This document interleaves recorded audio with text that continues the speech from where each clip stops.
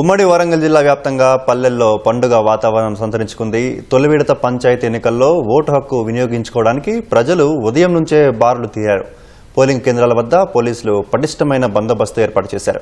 ఇప్పటికే మద్యం షాపులను మూసివేయించారు. మహబూబాబాద్ జిల్లాలో మొదటి విడత పంచాయతీ ఎన్నికల పోలింగ్ మందకొడిగా ప్రారంభమైంది.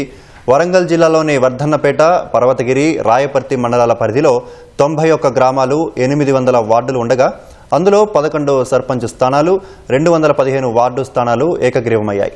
మిగిలిన 80 సర్పంచ్ స్థానాలకు 299 మంది పోటీ పడుతుండగా 585 వార్డు స్థానాలకు 1318 మంది బరిలో నిలిచారు.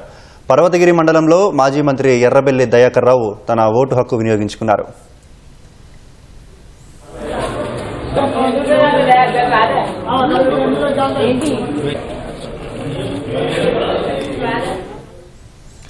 జయశంకర్ భూపాల్పల్లి జిల్లా ఘనాపూర్, రేగొండ, కొత్తపల్లి, గోరి, మొగుళ్లపల్లి మండలాల్లో మొదటి విడత స్థానిక సంస్థల ఎన్నికల్లో 1,14,007 మంది ఓటైనున్నారు. 35 సీసీ కెమెరాలు, 800 మంది పోలీసు సిబ్బందితో పటిష్ట బందోబస్తు ఏర్పాటు చేశారు. ములుగు జిల్లా స్థానిక సంస్థల ఎన్నికల్లో మొదటి విడతలో ఏటూరు, నాగారం, తాడ్వాయి, గోవిందరావుపేట మండలంలో పోలింగ్ కేంద్రాల్లో వార్డు మెంబర్లు లేక వినియోగదారులు ఇబ్బందులు ఎదుర్కొన్నారు.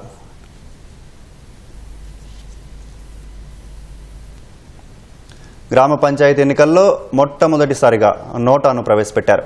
పోటీ చేస్తున్న అభ్యర్థులు నచ్చని పక్షంలో ఓటర్లు నోటాకు ఓటు వేసే అవకాశం కల్పించారు.